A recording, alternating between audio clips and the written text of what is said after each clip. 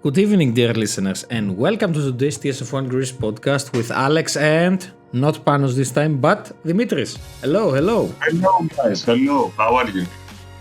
We are great. So, Mac Dimitris, as we used to call him, okay, it's a bad joke anyway, is today substituting Panos, who casually, as always, is running like on a very strict schedule.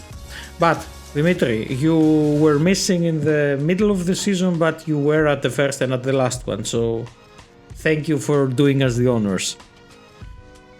You're more than welcome. Oh, okay. If we're more than welcome, then we can definitely start. So, today we have the podcast about the 8 Hours of Bahrain, the final race in this year's World Endurance Championship. So I would say let's just jump into what we saw in the highlights of the quali and the hyperpole. So, the scene is set. The 8 Hours of Bahrain is no ordinary race. Of course, it's the finale of the 2024 FIA WEC season, held under the floodlights of the Bahrain International Circuit. The track is a mix of high-speed straights and sharp technical corners, providing the perfect stage for intense racing, as we know and love from F1.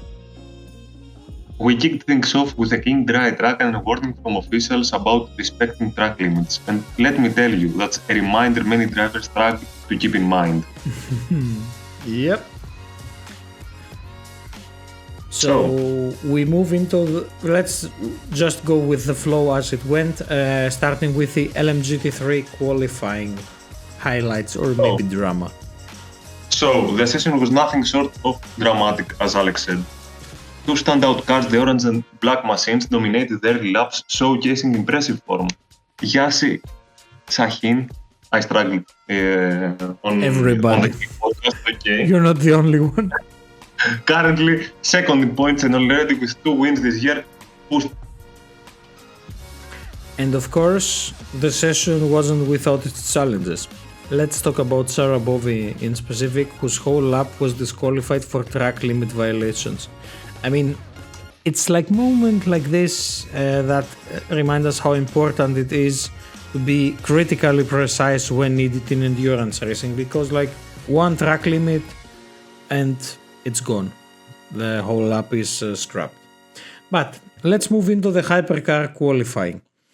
Then we had the hypercar qualifying round. Toyota set the bar high early on, demonstrating why they are forced to be reckoned with. Brendan Hartley delivered a phenomenal lap of 1:59.5, cementing basically Toyota's dominance. So Ferrari and Porsche were right there in the mix, showing just how tight the competition is, with multiple manufacturers pushing from the top 10 every lap mattered. Traffic on critical turns like turn 14 added complexity, with drivers losing precious tenths of a second. And then we had the hyperpole showdown. The hyperpole session is always a spectacle. Picture this, the top 10 cars going head to head, each driver pushing their machine to the absolute limit. Soft compound tires were the star of the show, allowing for maximum grip over a short stint. And Brendan Hartley once again proved unstoppable, securing Toyota's top spot with precision driving. 6 different manufacturers made it into the hyperpole top 10, highlighting the incredible diversity in this year's competition. And I think we can move straight to the race. So, setting the stage, it was a perfect day at the Kingdom of Bahrain for the season finale of the FIA WEC. The atmosphere was electric as teams prepared for 8 grueling hours of racing, first under the desert sun and afterwards into the cool of the night. And what was once again very critical, Dimitri? Tire management and strategy were the buzzwords of the day. Drivers and teams vying for their last shot at glory this season. Yes, we're learning new words, by the way, in English. And the race begins. So, the green flag waved and the race began in a spectacular fashion. It was 6 cars wide on the start, with chaos immediately ensuing in the LMGT3 category. There was contact between Ferraris and Porsches, leaving the breeze Debris, I think. On the track and drivers scrambling for position. In the hypercar category, Sebastian Buemi, starting on pole, led the pack but soon found himself under pressure from Mike Conway and others. An early spin in contact with a Corvette added to the drama, dropping Buemi down 6 positions. So, a few key moments on track. Throughout the race we witnessed some incredible moments. Some of them that we highlighted were... So, it was aggressive overtakes. Antonio Giovinazzi made a daring move around the outside to claim the hypercar lead, showcasing his skill and confidence. Ferrari versus Porsche rivalry. The number 51 Ferrari regained the lead from the number 6 Porsche in a breathtaking sequence of moves.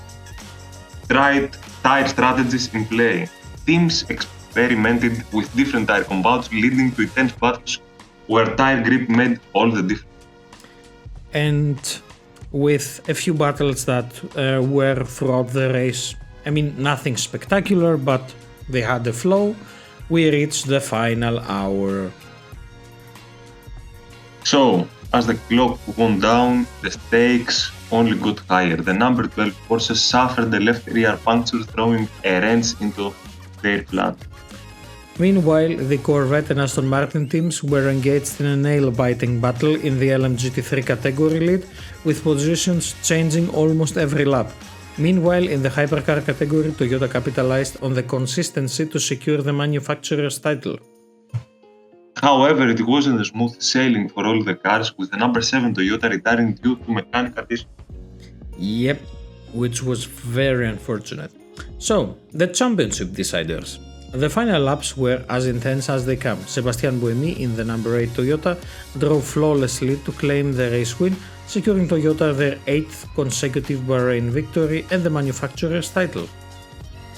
But the Drivers' Championship went to car number 6, piloted by Laurence, Vantour and André Lotterer, who delivered a consistent and strategic performance throughout the season. Yes, and we can somehow wrap up with the LMGT3 category as well. We added some sort of... So the LMGT3 category had its own share of drama, as Alex said. Ferrari took the win to this new category with their car 57, finishing ahead of 2 Corvettes. Sorry, it's 55. Yes. Sorry, yes. And the excitement of this new category was well worth it, because I think this race was a fitting conclusion. So, just like that, the 2024 season and the 8 Hours of Bahrain delivered everything we love about endurance racing. We had strategy, we had drama, and we had some pretty interesting action. So, looking forward to the new season, we can only imagine how the addition of more manufacturers will spice things up even further. Spoiler alert, for the time being, we know that Mercedes is joining. We will look if we have the time to continue doing this podcast. If yes, we will definitely do our best. And if time does not allow it, then I think at this point I would like to thank you from all of us for listening to us, and let's see how things will go from here. That's for it for today. Bye.